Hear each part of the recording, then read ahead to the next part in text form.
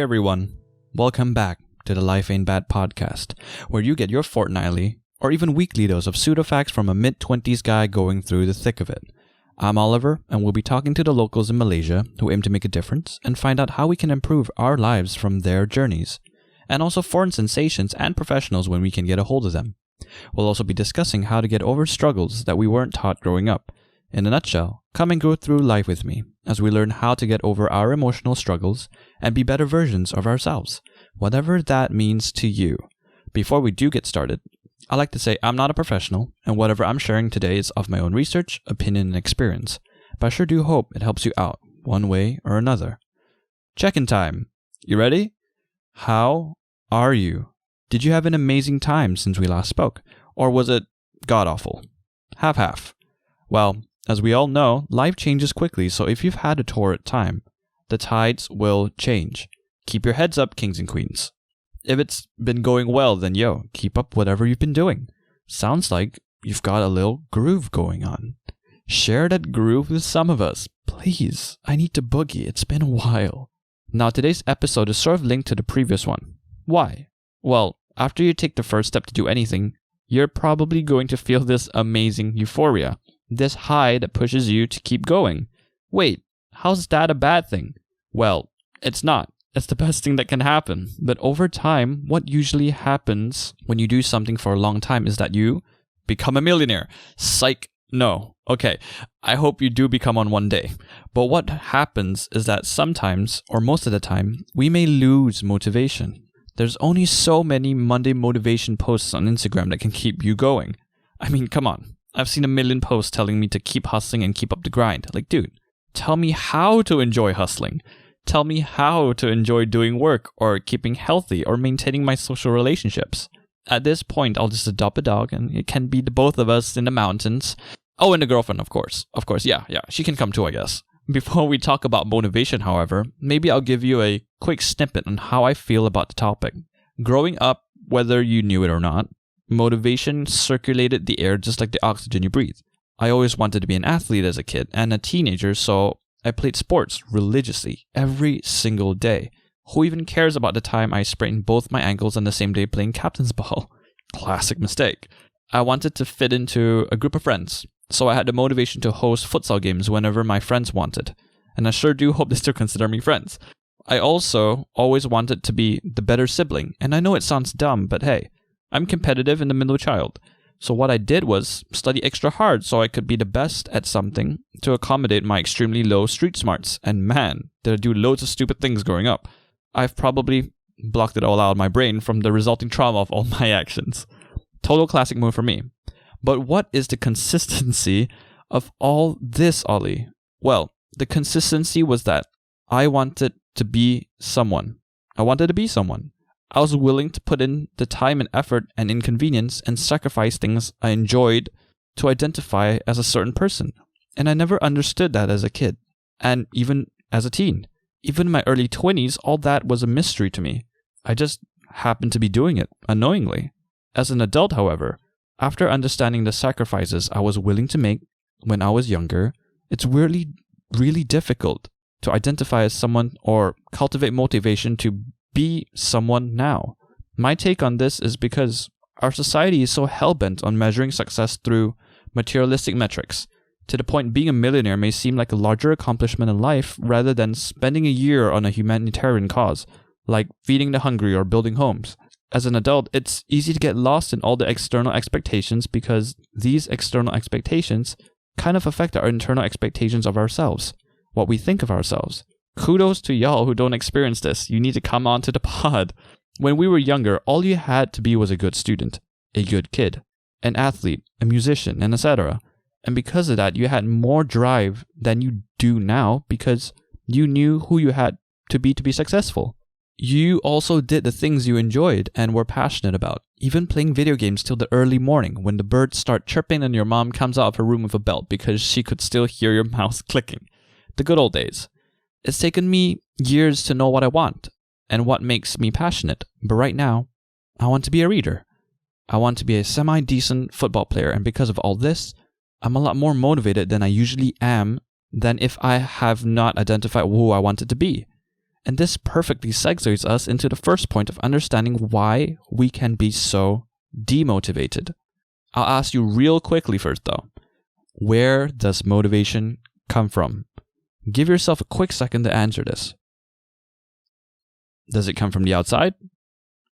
Do you tell yourself, I'll do this when the motivation comes, and then you're just sat there for hours on end waiting for it to hit you, or until your deadline creeps up on you far too quickly? Good memories. Still happens though. Well, if you answered yes to these questions, then you might be a little misguided here. Yes, you can be prompted by the outside world to do what you need to do, but how long can you keep this form of motivation up? So, why do you like motivation? Number 1, you like values. Okay, that sounded a little mean. I didn't mean it that way, I'm sorry. But this framework I've gotten from Dr. Alok Kanoja has made so much sense to me that I had to tell you about it. When I say you like values, what I mean is your motivations are more drawn towards your desires instead of your values. Values are internal drivers, whereas desires are external drivers. And external drivers are not sustainable to motivate you because you're not in control of the external environment, like other people, the weather, the economy, things like that. And this is where you think your motivation comes from. What's the difference between desires and values, you may ask? Well, let's say you want an ice cream. Basic, right? That is a desire because you saw something which prompted you to want one. Like an advertisement, or you heard one of those close to extinct paddle pop jingles from an ice cream uncle driving by on his motorbike. My Malaysians would understand. Paddle Pop is an ice cream brand for the international listeners and is more iconic than Beyonce. Don't at me on that. But desires can also be more than just materialistic things that you can just buy. Maybe you want a partner in life to get rid of the loneliness you feel. That sounds deeper than just a desire, right? So is that a value? Well, no, because you need to find out where this want for a partner comes from. Did you perhaps see another couple hugging it out in the park or holding hands in a restaurant? That's a desire. A desire could also be when you see a friend of yours get super fit and you go, I want to be like him or her. Because seeing their fitness results made you want that. A desire. Now what's a value? In a basic sense, it's who you want to be. It's who you are. Narrowing it down, you could say, I want to be a person who's always there for my friends. That's who you are. I want to be an athlete. I want to be a reader, a podcaster. It's almost like a duty to yourself that you cannot fail at. Let's use fitness as an example. I want to be healthy versus I want to be a healthy person. Because if I don't, my sucky genetics might give me diabetes. There's a huge distinction between these two phrases. The first stems out of a desire because it's usually birthed by something external, whereas the second one comes from within you. You decide it's never going to be my time to get diabetes. It's who you identify as. I'm not a person who gets diabetes. There's a deeper reason to wanting to be a healthy person. Another example. I want to play football today versus I want to be a semi-decent footballer. First one is a desire because you want to be satisfied right now. And maybe you saw something that prompted you to want to do sports, or paint, or put on some makeup. But the second one is a deeper dive, one that comes from within. That is a value. Here's another quick reflection.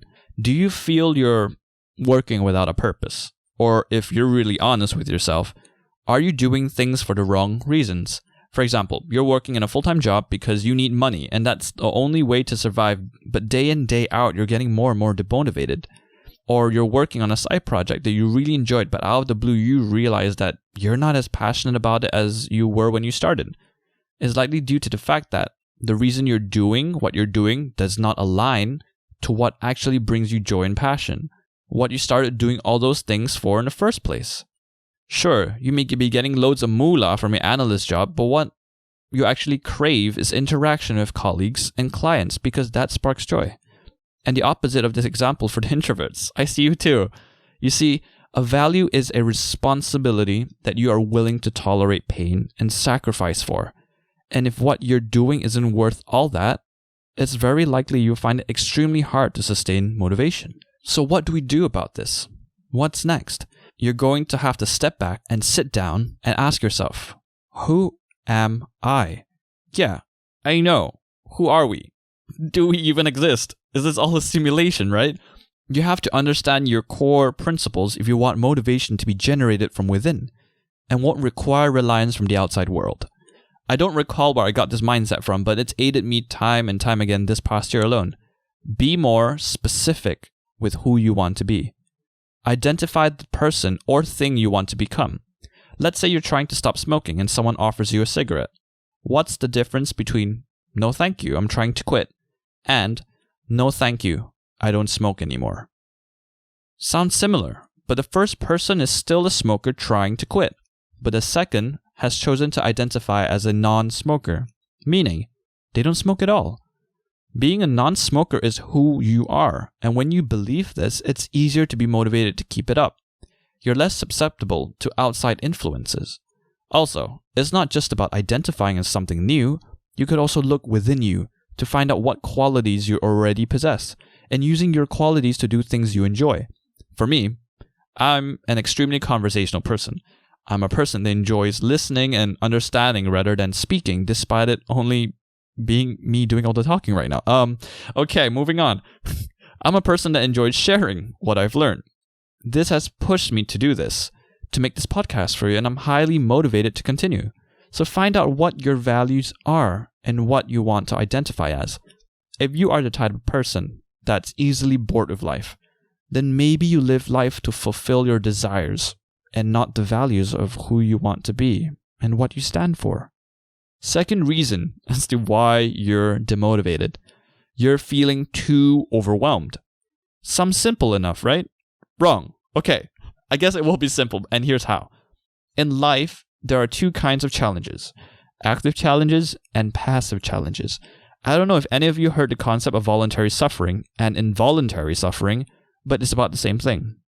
With passive challenges, we don't choose when they happen to us, whereas with active challenges, we choose when they come, like learning the guitar or pursuing your side hustle.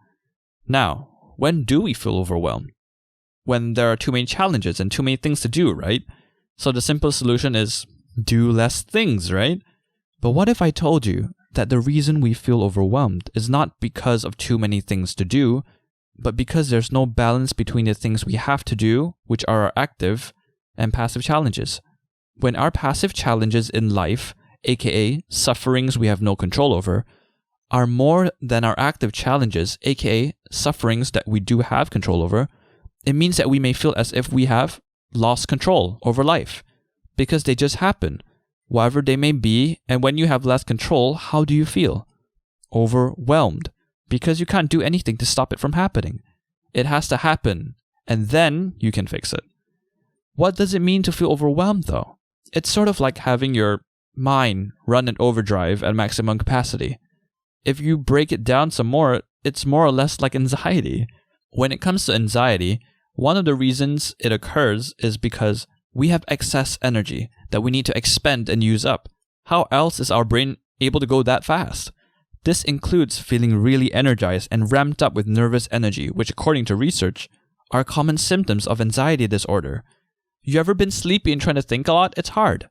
It's hard when you have no energy. But when you do, oh, dang, the insomnia really be hitting different today. Which is why the solution that I'm going to offer you might make a little more sense now. You should have more active challenges in your life, and they should matter to you. Active challenges are simple things, by the way, so you don't have to overcomplicate things.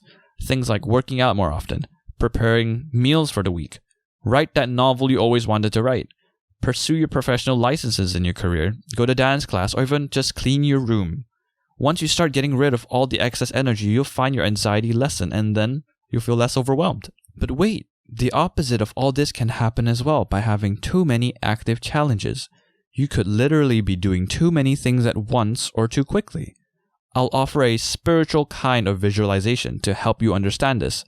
Every active goal, value, or intention that you have are like ropes that tie you down. Think of yourself as like this prisoner, kneeling on an elevated surface with your hands tied down to your sides with ropes, and you're showered with rain and thunder every now and again. The rain and thunder are passive challenges. Oh hell yeah, you sound like a badass right now. Totally intentional because you are one. But anyways, these ropes are commitments and they all have different tensile strengths that break different forces when you pull at them. And you pull at them until you're strong enough to finally break them. That signifies you've finished a challenge. If you have too many at one time, pulling all these ropes at once will feel impossible. It'll take too much force to break yourself free, just like physics. So, like every superhero movie, something will have to push you over the edge to free yourself. The power of friendship. Family. In reality, however, if you're too overwhelmed, it's so darn difficult to break free. So what should you do? Here's a crazy solution. Instead of waiting for the power of friendship, make it easier on yourself and take a few ropes off. Sounds dumb, but you know what I mean. You put the ropes on for a reason. Example, if you tell yourself you're going to wake up at 8 a.m. to do yoga, make breakfast at 9, work until lunch, cook lunch, get back to work out in the evening, prepare dinner, eat dinner, do your laundry, learn to code, continue writing your novel, read a book, and then sleep? Damn, dude, no superhero wanna be you. Just take the ropes off. Because it's not about having more active challenges than passive ones, it's about striking that balance, and you find it through trial and error as well. Like with many things, understanding emotions and getting good at life takes practice. Also remember when I mentioned anxiety means our minds are running at full capacity. Setting too many things up at one go without listing them out and allocating reasonable times for them throughout the day or week will overwhelm us as well. In day-to-day life, our mind launches things we have to do in the front of our conscious minds. It reminds us, oh, I gotta wash the dishes. I've got to get this slide to my boss. This shows that somehow, somewhere, our minds are keeping track of all our incomplete tasks, constantly reminding us of what we haven't done, and that builds up anxiety. So if you're feeling overwhelmed, reassess if you have too little active challenges or too many. For me, there was a time where I was extremely stressed over all the things I wanted to do, like making more episodes for you guys, wanting to do more in my professional career, wanting to become a super athlete, and I put too much on my plate too quickly. I broke down one weekend and I cried for 2 days straight, constantly asking myself, what was the point of all the things I'm doing? My thoughts became clouded with anxiety and negativity. So what did I do the moment I caught myself being in a terrible mental space? I allowed myself to cry and decided to make a healthy meal prep for the week ahead as an active challenge. Surprisingly, it made me feel like I had control over my life again from that one small, simple challenge of making food. You can too. Take back control and stay motivated. Now, third reason why you may be unmotivated. You're too goal-oriented. But this sounds like a good thing. Well, yeah, it can work for some people, but there's an even better system, which is being action-oriented instead. Let's say your goal is to get straight A's or B's during the upcoming semester exams. The issue with that is, your motivation only lasts up until the exam, right? If you don't get the A, it's going to demotivate you like crazy. But what happens if you do achieve it? You're going to create complacency after because, hey, you've already achieved it. What next? By being action-oriented, you focus on what you can do to do things better right now, rather than fixating on a goal that lies in the future. If you're obsessed with the A, yes, you'd work hard to get it, but motivation can die off as quickly as you form the goal. When you focus on your current actions, however, you'll come to realize whatever your goals are, you'd achieve it regardless. Focus on being a great student, for example. Similarly to being a great real estate agent or a great boyfriend or girlfriend or just a great friend. You should ask yourself, what does a great student do? Think of all the actions they do, like taking down notes, asking their classmates questions to things they don't understand, independent studying, initiating group study sessions, and making a study timetable. Then, after listing down the things that they do, you slowly tweak and add different elements to them that suit the way you work, like using colors to take your notes if you're a very visual learner, or adjusting how many people in the study group is optimal for you, or even rewarding yourself a snack, or many snacks of many different kinds and varieties and flavors after completing 2 pages of notes. This frees your mind from fighting for the A that can only happen in the future and frees your subconscious from worrying about not achieving it. Focus on the system that allows you to change your outcomes. I'll say it again. Focus on the system that allows you to change your outcomes. If you think about it, you have no control over your outcomes. You could study 10 hours a day and maybe one slip up will cause you to get a C instead. But when you focus on what you can do right now and how to make the way you work even more efficient and fun and all that good stuff, you will have a better possibility at attaining the outcome you want.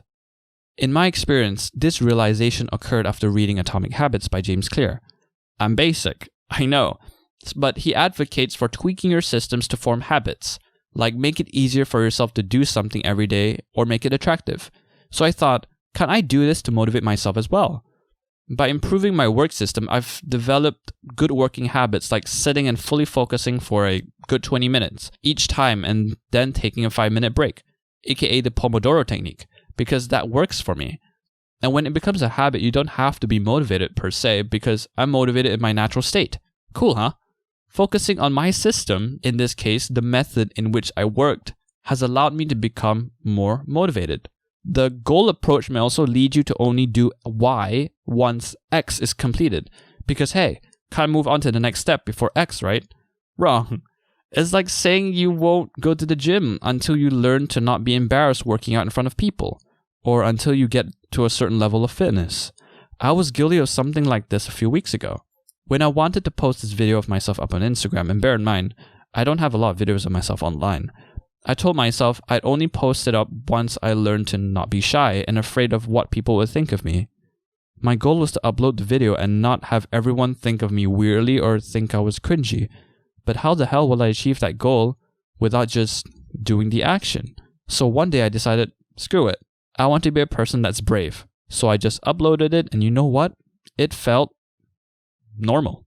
It wasn't a giant ball of relief, but I did feel like I moved towards taking control of my life. And that pushed me out of this cell, and now I want to do even more. I want to upload more of myself onto the internet, without doxing my home address, of course. Focusing on the action instead of constantly thinking about the goal pushed me to upload. Crazy how that works. Goals live in the future, whereas actions live in the present. And the present is what you can affect and what you can control. In short, switch to a more action-oriented approach and focus on your systems and structure your life to make these systems enjoyable and easy to carry out. At the end of the day, work hard to be a great student, a worker, and the like. Focus on what you can change and the outcomes will come naturally to you. It's all a matter of time. Now, there is one last thing that perhaps you need change in, and that's surrounding yourself with the right community. You know what? I need changing as well, to be fair. As we already know, people are a really tribal species. If your group of friends start talking in a certain way, chances are you'd follow just so you can fit in. Back in the day, I used the words lit, fire, and dope because everyone was saying it. Low-key, I stopped because people my age were telling me that I sounded like the Steve Buscemi meme. You know, how do you do, fellow kids? Oof.